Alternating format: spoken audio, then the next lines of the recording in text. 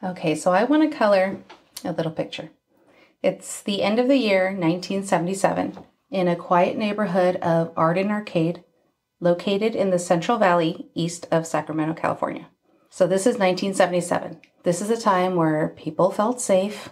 They left their doors pretty much unlocked when they were home. We are coming down from the colorful, bold colors of the disco era and going to more muted colors and wearing puffer vests, worn practically over anything. Everything is peaceful and safe, but then a dark, menacing figure covered in blood comes to your neighborhood, prowling, terrorizing, and attacking families and the neighborhood pets. Hello, my name is Amadi, and with me is my partner, The Grin. And welcome to our podcast, a place where we don't shy away from gruesome details, where some things may be triggering and hard to hear. So get yourself in the right frame of mind and let's talk about dark shit.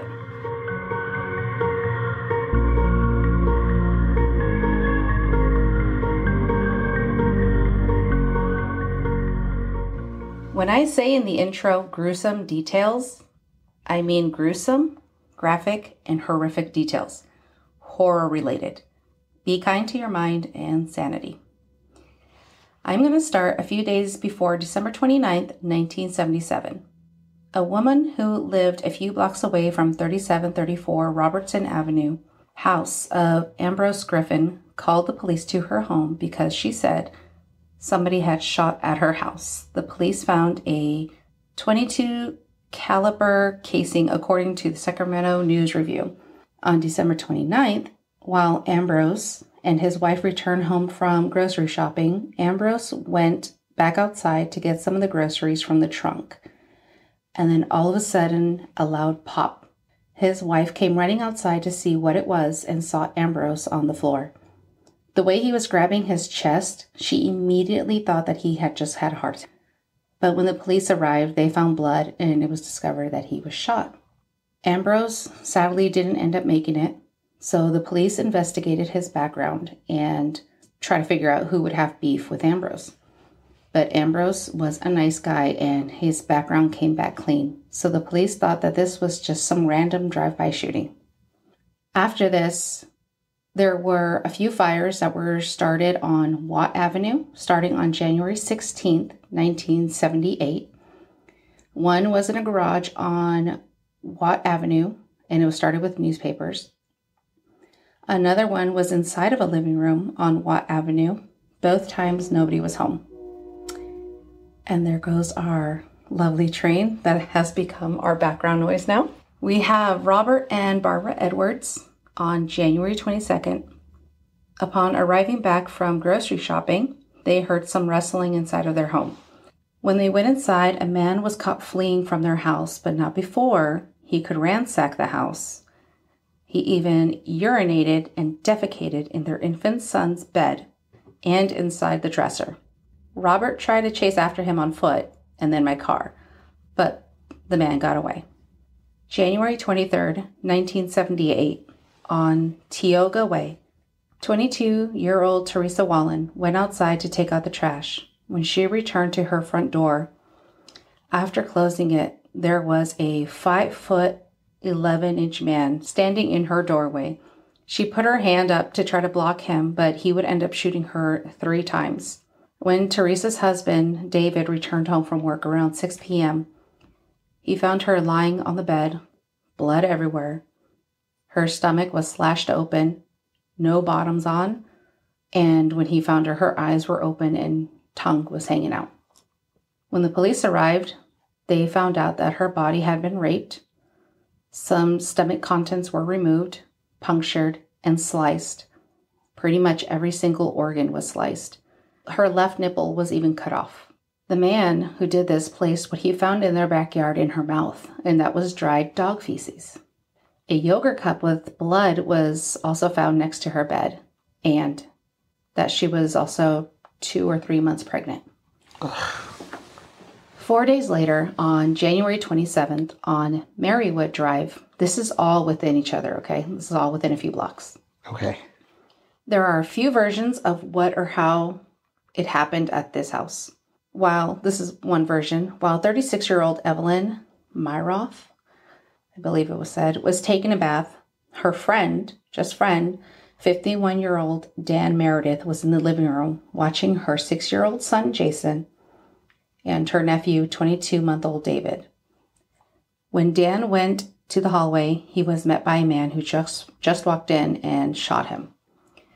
The man proceeded to follow Jason, the 6-year-old, to his mother's room, shot him twice, and then the toddler, David. And then lastly, he shoots Evelyn. Another version was that first the man found Evelyn, he shot her, and then afterwards he shot the 6-year-old Jason. No, it was a 22-month-old David in the head. He shot him. There was brain matter in the bathtub after he took him there. Then Dan and 6-year-old Jason came back from school, and then that's when they were murdered. Evelyn's body, they found out that she had been raped, she was sodomized, internal organs pierced and slashed. The amount of what he did to her body, I believe, would be too much for some people to hear. But if anybody's curious, there is a book by Kevin Sullivan called Vampire that goes into complete detail of what was done to her body. And it was said that her blood had also been consumed, hence the title of the book, Vampire. When the police arrived, they found out that the toddler, David, was nowhere to be found. The station wagon that belonged to Dan Meredith that was parked in the driveway was also missing. The station wagon was soon recovered a block away from Watt Avenue. 2 weeks later, a man found the 22-month-old body of David Michael Ferreira decapitated in a box with his head next to him in a trash can behind a church. This is, I believe, the second case in a row where there has been a body found behind a church in a trash can. Yeah, what's up with that? Isn't it? And I know there's more cases that have that. Mm-hmm. And I'm after that, I started thinking, could it be their way of saying, like, fuck you to God? I was going to say, their way of insulting. Do you think so? Yeah. Like, getting something in my throat. Did that just hit you right now? Yes, it did. A day later, on the 28th, police receive a call from 27-year-old Nancy Holden, who had an encounter with a man in a grocery store on the 22nd. While she was grocery shopping, she was approached by a malnourished, dirty-looking man, asking her if she had dated somebody she knew in high school. She didn't even realize it was her high school classmate, Richard Trenton Chase. This guy didn't even look close to the sunny blonde hair, big smile, friendly guy she knew in high school. She refused to give him a ride when he asked for one, and it just seemed like he wouldn't just leave her alone while she was in the grocery store. So she ran to her car, locked the door, and luckily she did because he followed her and he was trying to grab the door handle. She called the police about this encounter because she heard about the family massacre that had happened the day prior, and the description resembled Richard. Now I'm going to talk about Richard Trenton Chase, who was born May 23rd, 1950 in Sacramento, California, to parents Beatrice and Richard Chase Sr., who, for now on, I'm just going to call him Sr. Okay. And they also had a little sister, he had a little sister named Pam. It was said that his parents had a tumultuous relationship, always arguing with each other. Beatrice would accuse her husband of having affairs. Once, she accused him of having an affair with the next-door neighbor, and she also said that he was using dope. Do they still use the word dope? I don't know. I feel like I haven't heard that word in, like, years and years. Honestly, yeah, you're right. Right? I think it's another term. Let us know.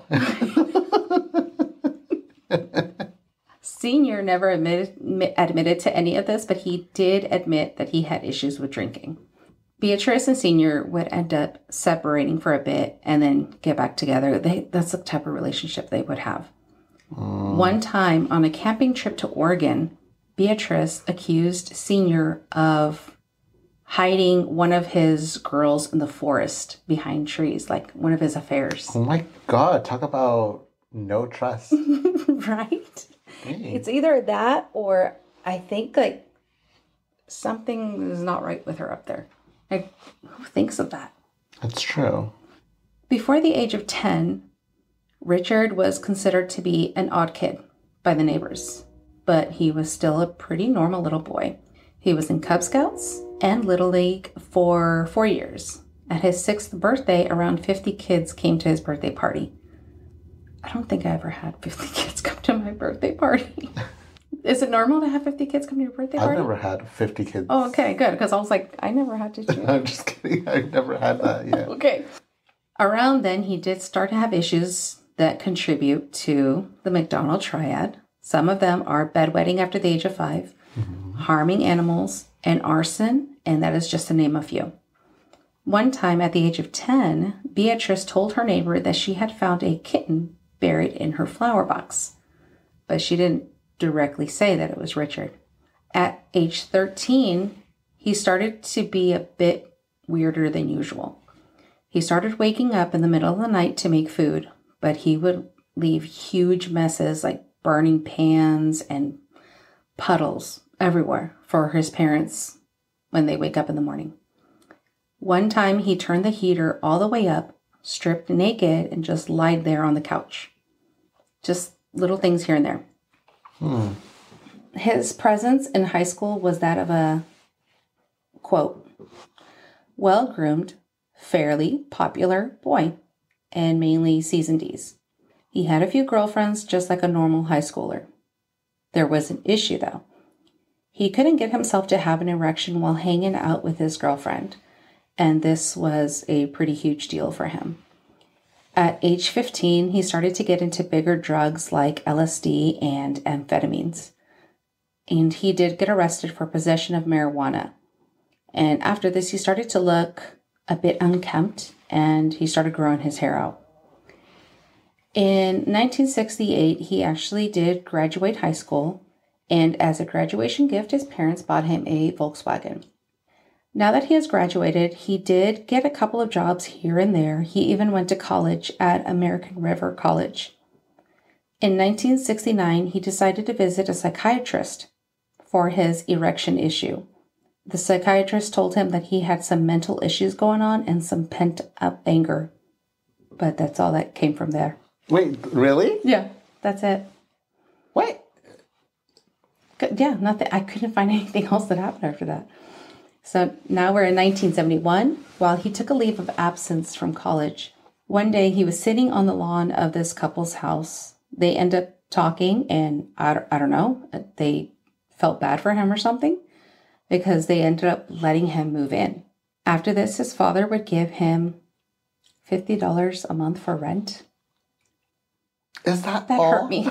Yes, I was like, $50. You're serious? Wait. Yeah. This is just a random couple that took him in? Yeah. People are so trustworthy. Right. After just like he was sitting on their lawn and just strike up a freaking conversation. Like, I don't know. Hey, you can come live with us. I guess he played normal. I don't know. It's just, I wouldn't do that. Like, but even the beginning, your intro, like, the couple didn't even lock their doors, so the guy just went in there and, like, left his feces on the crib. Yeah. People just didn't lock their doors back then at all, huh? No. Back then, that was when there was hardly crime known about. Known about. Known about, yes. To the public. Yes, to the public. There you go. So after talking about his father, Richard and Beatrice end up filing for divorce finally in June of 1972. January 73 is when the divorce was finalized. And around that time, Richard started acting very paranoid. I'm not saying it had anything to do with his parents divorcing, but it just happened to be around the same time. One time when Richard and the roommates were having a few friends over, it was basically a house party, Richard stuck his head outside of the second-story window and started waving a gun around. It even got to the point with his paranoia that he boarded up his bedroom door and dug a hole in his closet, almost like making his room into a fort. He started thinking that people were out to get him, and the hole in the closet that he made was his way to get in and out of his room. Eventually, his roommates, they were done with him. They wanted him gone. The random couple? Yes, the random couple. Did we ever find out who they were? It's in the book. I just didn't get their names. Go look up the book. So since they wanted him gone, he was persistent of not leaving, so they decided to leave. They left? They left. They didn't want to be living with him anymore. But nowadays, you can't even do that, right? What do you mean? Well, if the place is under your name, I don't know. Things were so strange back then. Yeah, I don't think you're allowed to leave. I think you can get the other person like kicked out, right? No, I don't know, because I have heard of things like horror stories, squatters. Oh, and there was this one. Oh God, it was on Netflix. It's a documentary on Netflix where this Netflix. I can't even say the word. This guy, he would move into people's houses or apartments, and when they get tired of him and try to kick him out, he would not leave. And it got to the point where I think he did this to 2 or 3 different women where they end up leaving. What? Yeah, because they couldn't be around him anymore. He was being threatening and annoying and all this stuff. And there's no way to get somebody out? No, police wouldn't do anything. They couldn't do anything about it. Really? Yes, I should look into it more. But yeah, they couldn't get him out. Interesting. I didn't know that. Mm-hmm. So I don't know how it was back then. I wonder if it was the same thing back then.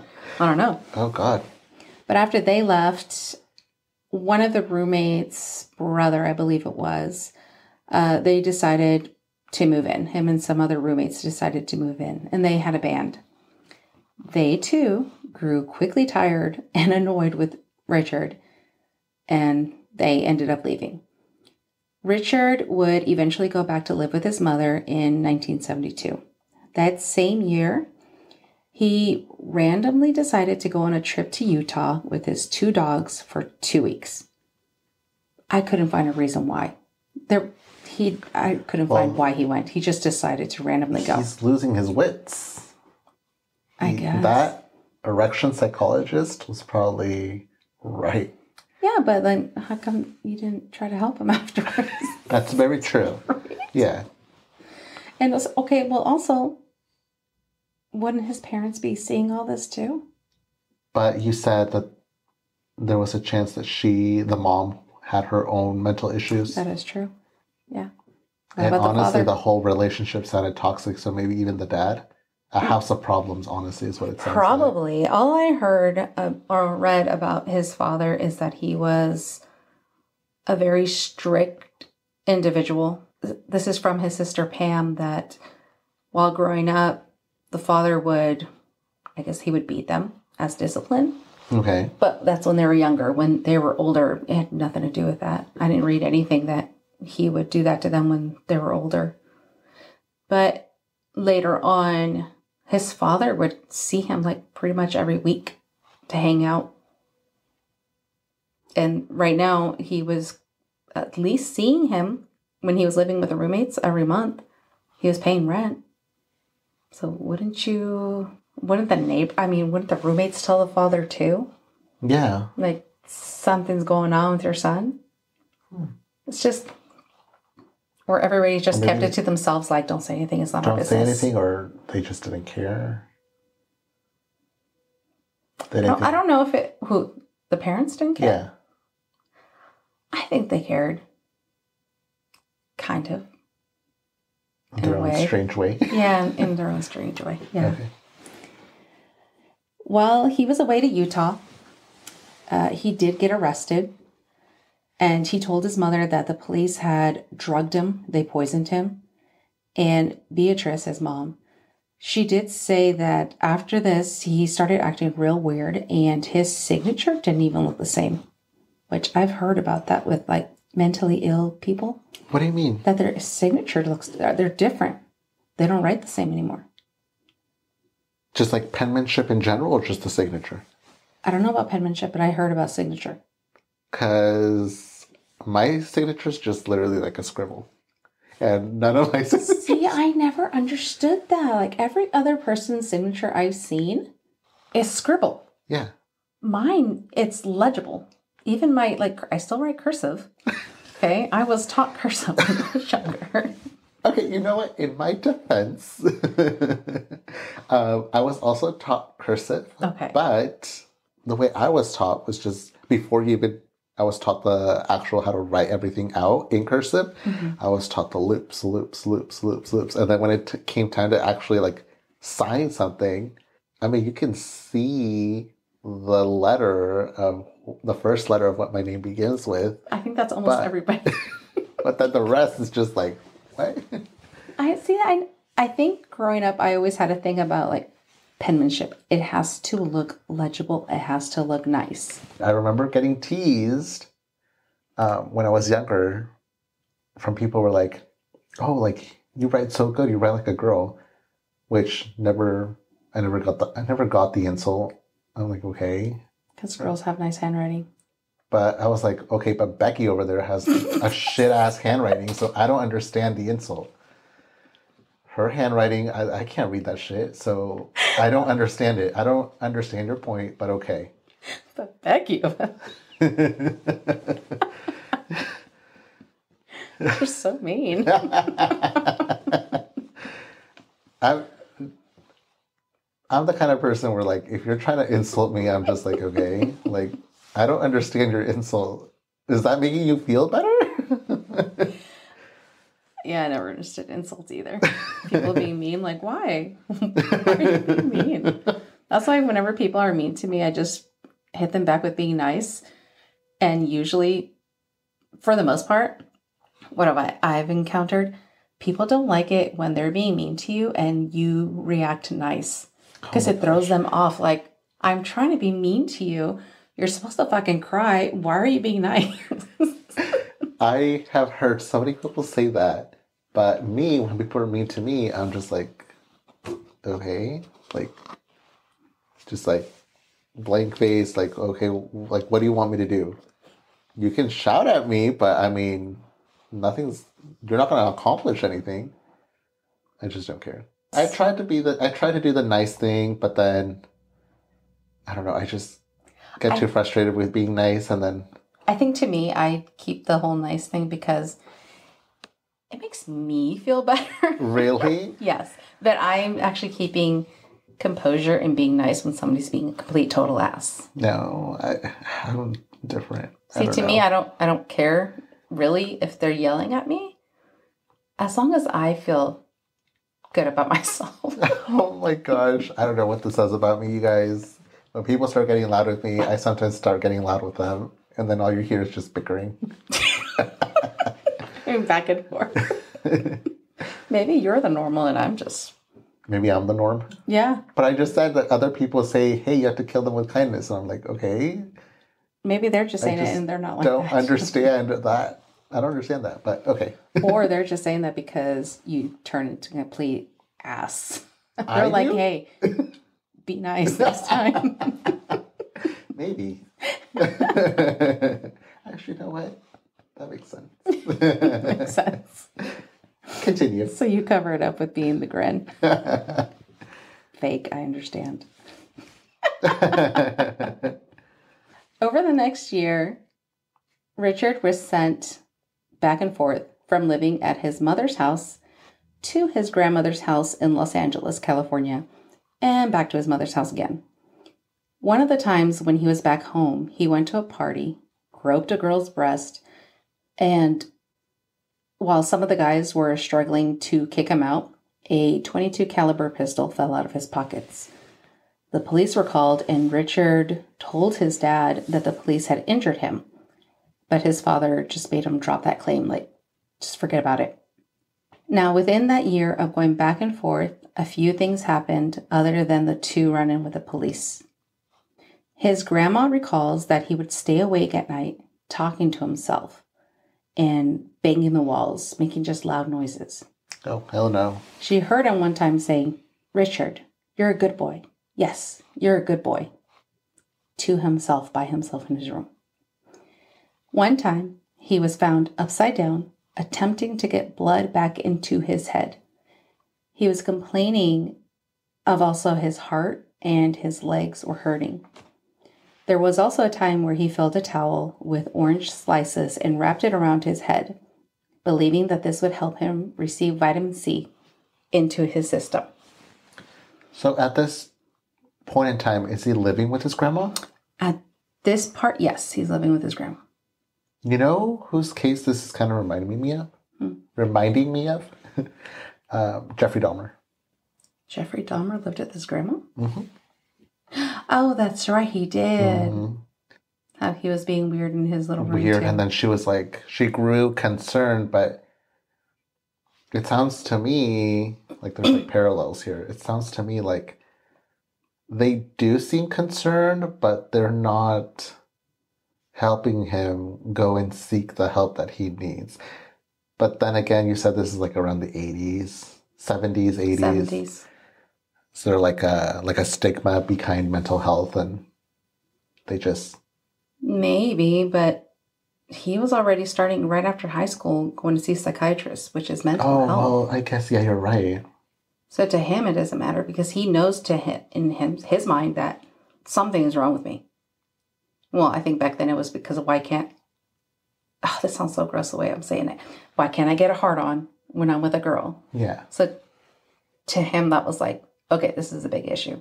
But one thing I thought of, why would he go to a psychiatrist if that was one of his issues?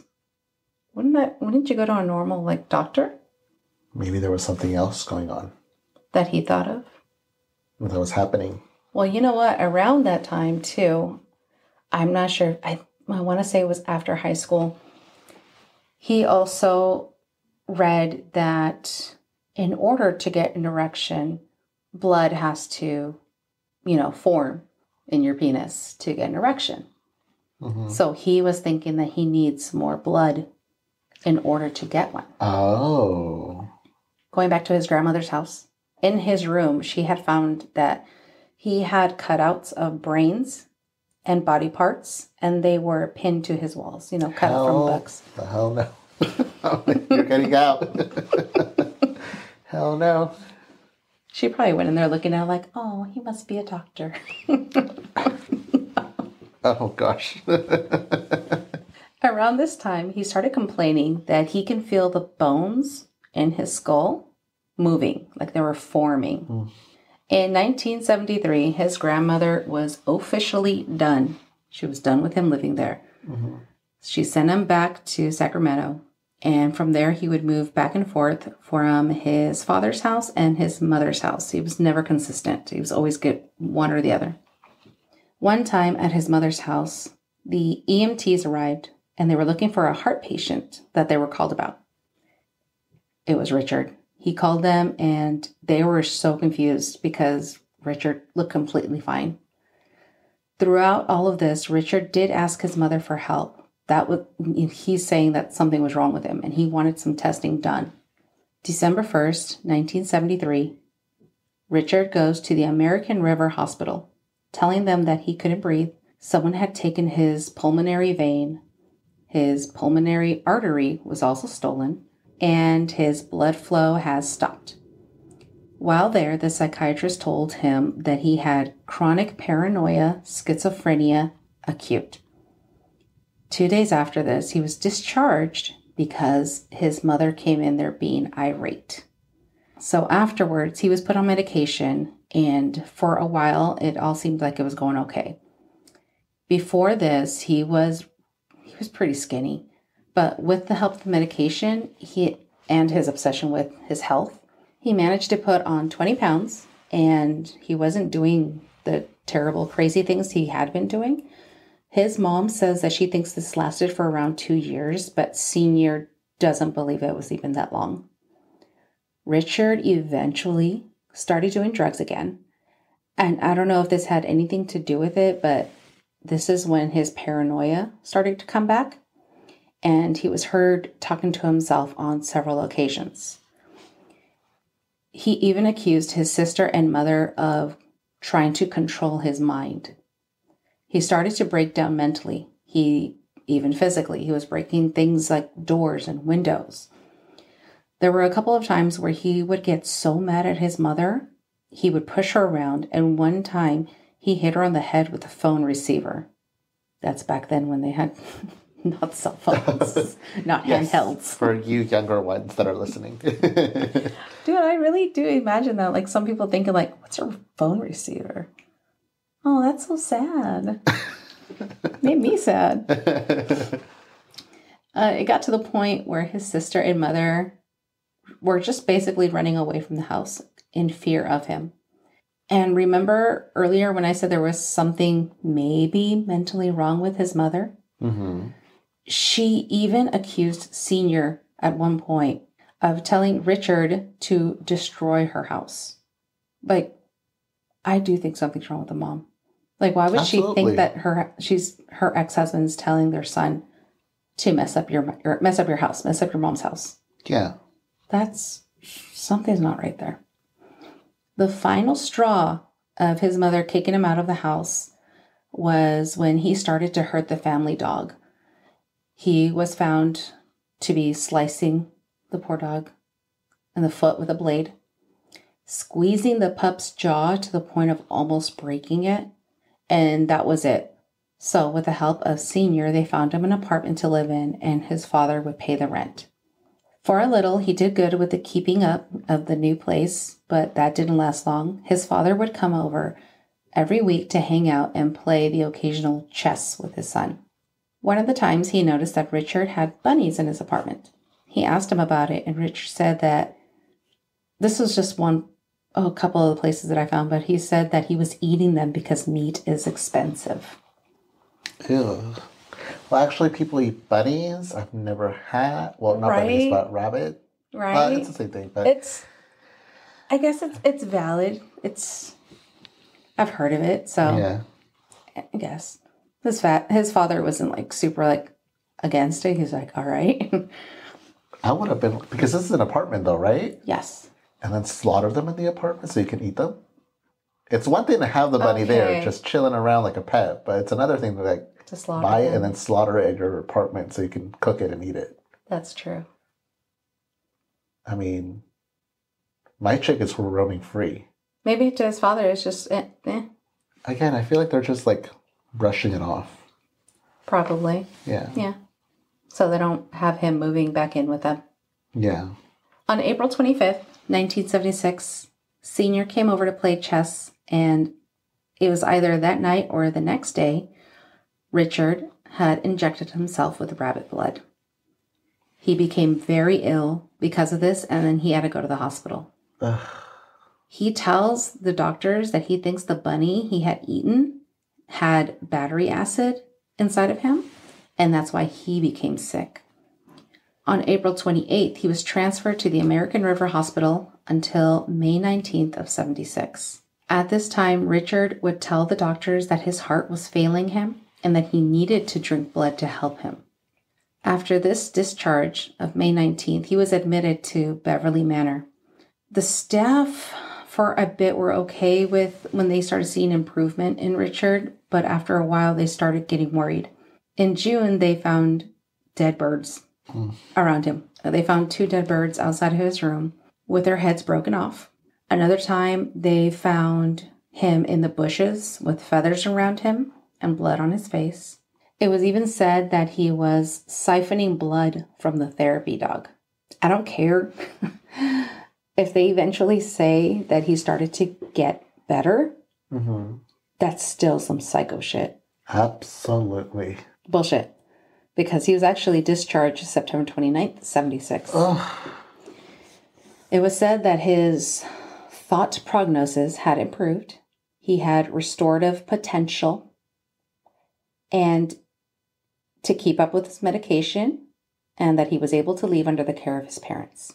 But, of course, his parents didn't want to keep him at their house. I was going to say. Yeah, no. They got him an apartment again. Now, this part angers me so much about his mother. Like, she's already angering. Mm-hmm. This angered me more. Okay, he was getting a bit better with the help of the medication. Okay. But his mother didn't like that he was almost like a mindless, she called him like a zombie. And apparently this wasn't how her Richard was. So she had him stop the medication on January 7th of 77. Now, I'm not completely blaming his mother, but she fucked up. After this, he started to use drugs again, and then he started accusing his mother and sister of trying to poison him. He wouldn't let his parents into his apartment to bring him food anymore. He started going to the hospital, asking for blood, just so he can live. There are a few times where the hospital staff would see him standing outside, and if it looked busy, he would just leave. Once that hospital told him no, after going there so many times asking for blood, summer of 77, he killed the family's dog. One day, he went to his mother's house. She wouldn't let him in. She ignored him while he was outside of the door. Because of this, he grabbed her cat, shot it, and smeared the cat's blood behind his neck. Her cat. She called Senior to tell him what happened, but she didn't tell him what he did with her cat, covering up for him, basically. Continue. He was just in shock. August 3rd, he was found in Pyramid Lake, across the lake near Sacramento. His Ford Ranchero, I'm saying Ford Ranchero because he eventually ended up getting like 15 tickets when he had his Volkswagen, lost his license, sold it. He had a motorcycle, but then I don't know what happened to that because now he has a Ford Ranchero. His Ford was out in the middle of nowhere. It was stuck. Inside there was 2 guns covered in blood. He did bring a dog out there with him, but when questioned where's his dog, he didn't know what happened to it. Police, when they got there, they found a white bucket, and inside of this white bucket was a liver and blood. Oh, and then he was completely nude with blood all over him. Is this the dog's liver? I will let you know. When asked, where is all this blood from? He replied he went deer hunting in May. We're on August 3rd. Oh my God. You know what? Did that seem logical to say May? You know what? You won't say it, but I will. She is just as guilty. His mom? She is at fault as well. I did say it. I said she fucked up. No, you were like, I'm not going to say that she's at fault. I will say it. She is at fault because she wouldn't let him into her house. She wouldn't care for him. But she didn't want to do that because she was scared of him, and so was the younger daughter. Okay, but when he was taking the medication... That was pretty fucked up. He was, I guess, in a more tranquil state. Yes, there you go, tranquil state. And she took that away from him. She did. That was her fault. So you know what? That is her fault. In my eyes, I'm sorry, I will say it. That part, yes, she did mess up on that part. Mm-hmm. I don't even... Well, where was that dad in this? Like, that is true. Why didn't he intercept and say, like, hey, no. Like, he's actually not doing crazy shit right now. He needs this. This is like a very dysfunctional family. Like, some people are here at certain times and then other people are absent. And yeah.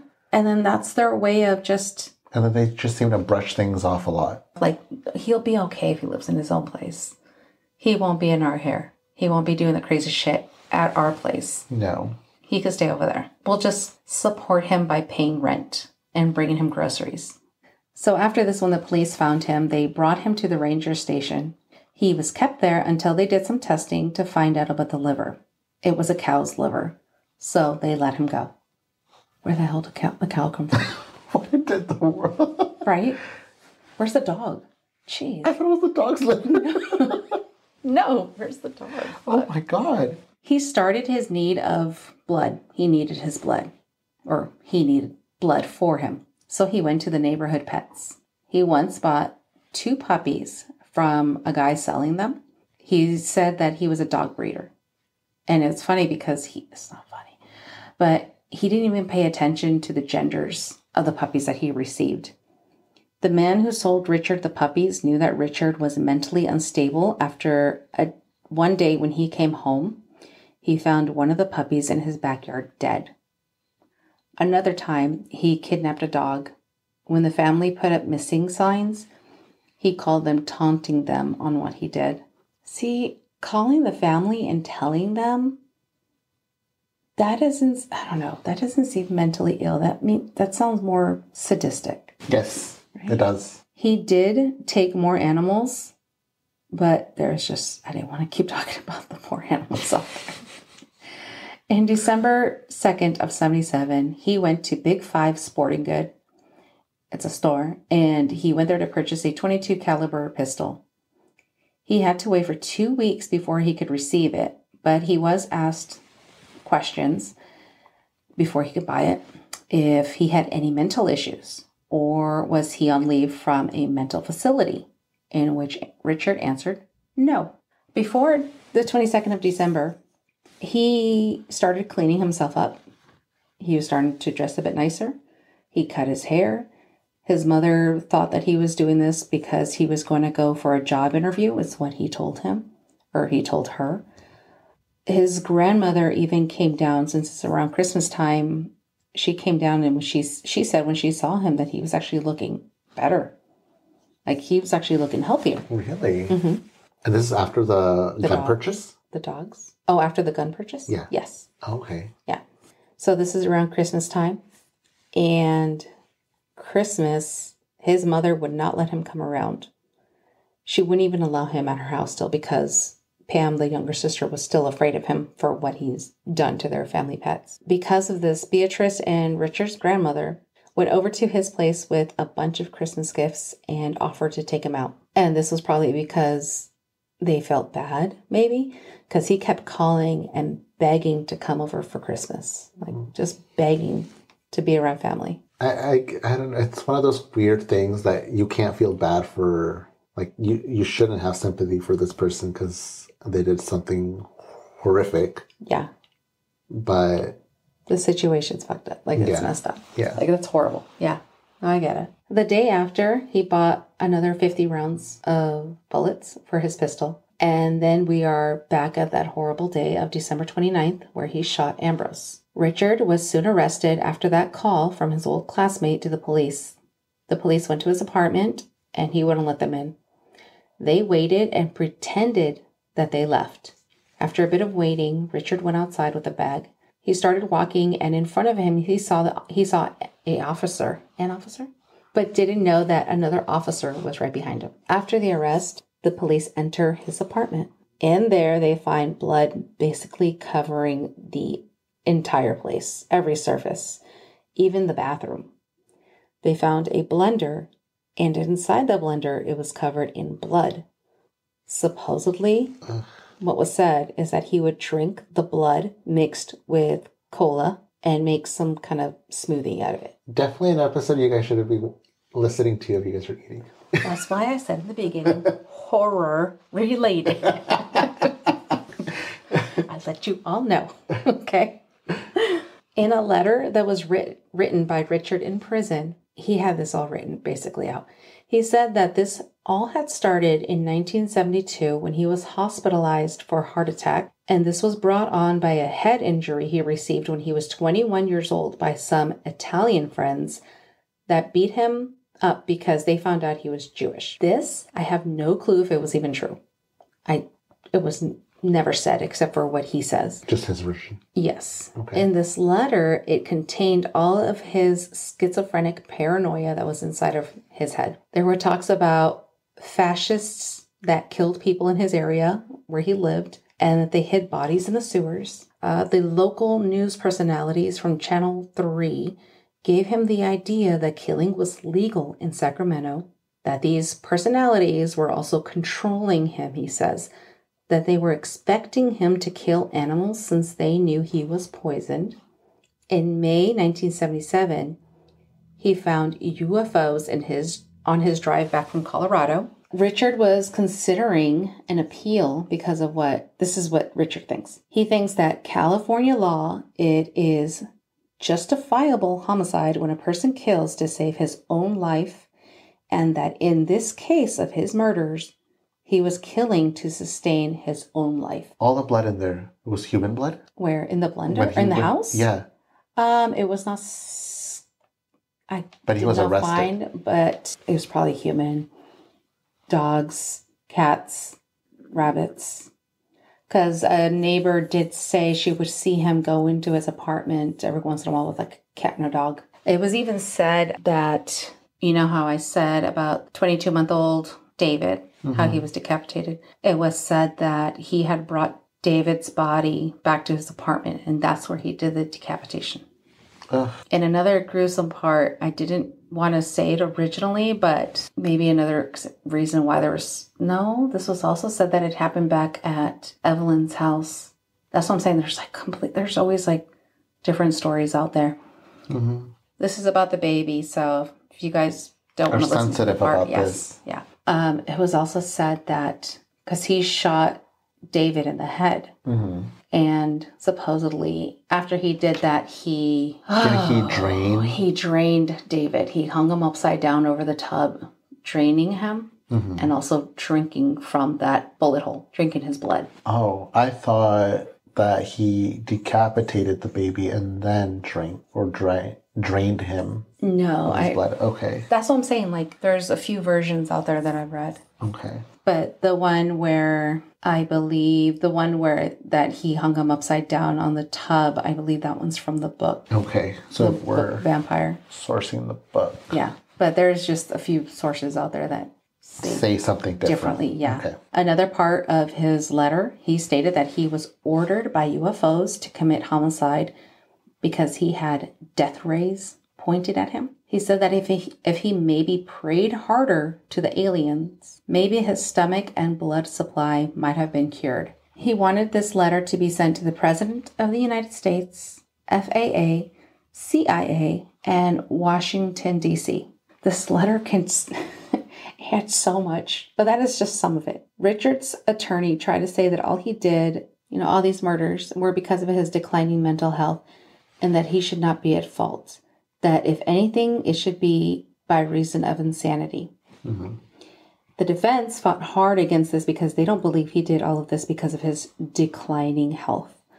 One of the evidence that they presented was that when he was at Teresa Wallen's house with the yogurt cup, that they found some markings on the outside of the yogurt cup that looked like gloves. He even washed himself up afterwards from all the blood. Richard... I was going to say, so he tried to erase evidence, or... Yeah, he was putting on gloves on. Okay, so... Why would you do that? Well, I can't talk for mentally ill people, but you're trying to cover it up. That's true. That's a valid point. Richard was found guilty on May 8th, 1979 for 6 counts of first-degree murder. He was sentenced to death by gas chamber in San Quentin, California, but he didn't let the prison sentence kill him. He decided to end his own life on December 26, 1980, by collecting all of his prescribed medications and taking them all at the same time.